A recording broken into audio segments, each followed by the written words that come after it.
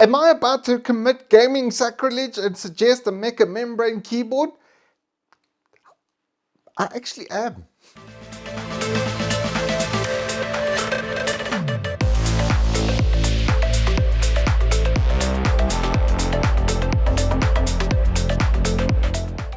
Good afternoon, morning, and welcome to Turbo Tortoise Tech. If you're new here, I am Reese of the 4-piece variety or Wooks Triple XL. And this kind of caught me by surprise. I thought it was a mechanical keyboard that was compatible with PlayStation and Xbox, because this is something that HyperX is actually doing really well right now, is making sure all of their peripherals are compatible with pretty much every major gaming platform.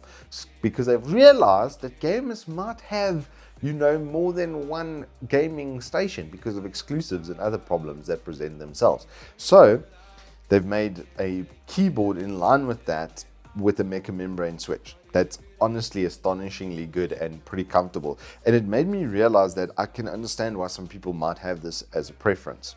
So without further ado, let's go through what's in the box. Well, you get this really nice box with really nice packaging, and then the keyboard. That's pretty much it.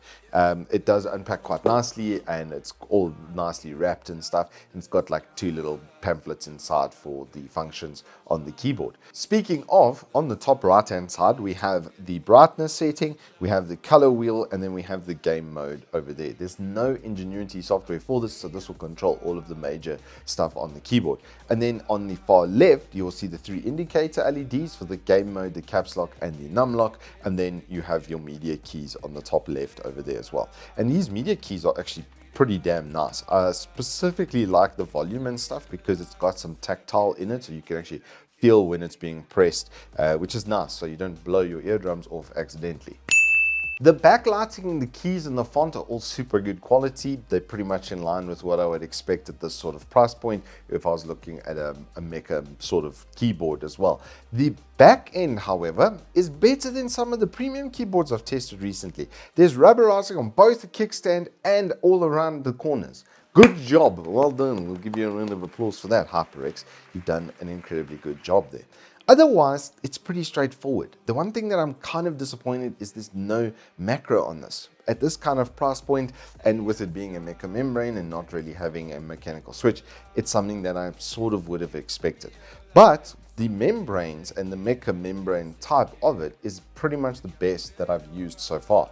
Usually when they make these, you'll see the inside of the keycap itself, there is an extremely long cylinder inside of that.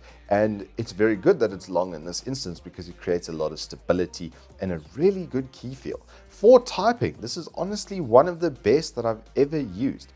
The kickstands as well have a pretty nice profile. It does go from like very flat to pretty kicked up. So typing, like I said, in this is one of the best typing feel keyboards that I've had around. Something else that was impressive I noticed while typing, when you use more of the keyboard than anything else, is the stabilizers in this are incredibly good.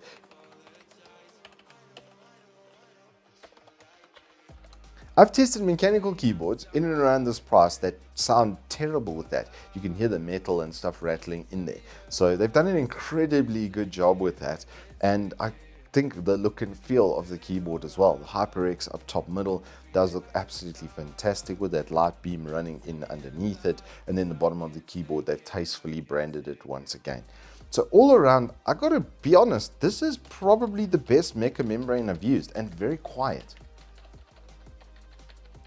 Just the right amount of keyboard noise, isn't it? And typing on this is absolutely sublime. I actually prefer it to my mechanical on typing feel, which is a first that it's this good, and it's due to the way that they constructed that keycap and they built that cylinder. It's really what made it pretty good. The gaming button as well is a nice little nice to have because it disables your Windows key. So once the gaming light is on, then the Windows key will become unresponsive. So you're not going to bump that accidentally in game. And it's really a minimum for a gaming keyboard these days that you have that functionality. So all around, I gotta say, at the price and the build quality, there's almost nothing you're going to be lacking. The only thing that I think they should have included was some macros from the Ingenuity software, and then it would have made this thing more than competitive, especially where people don't want to have clicky sort of tactile noise, but have that sort of tactile feedback. Each one of these keys gives you that. You can feel it, you can actually see it on film. Right as it bottoms out there, then the membrane goes in, and it does give it a really, really nice feel to the touch. And I'm so impressed with these stabilizers. Lubricated and well-maintained stabilizers on a keyboard of this price is like almost unheard of. Like I said, most of the keyboards that I've tested, even some that are 3 times the price, don't have that good of a performance.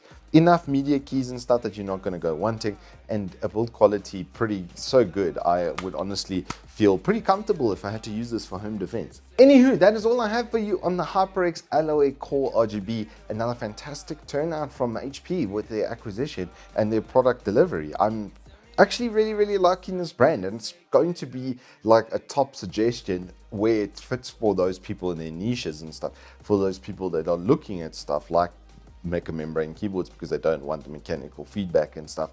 Then this is probably going to be the one I would suggest.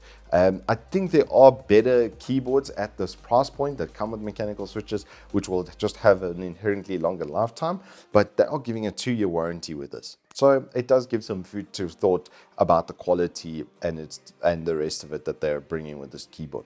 Anywho, I hope you guys have enjoyed this review. If you have, please hit us up with a like and subscribe, and I will see you on the flip side.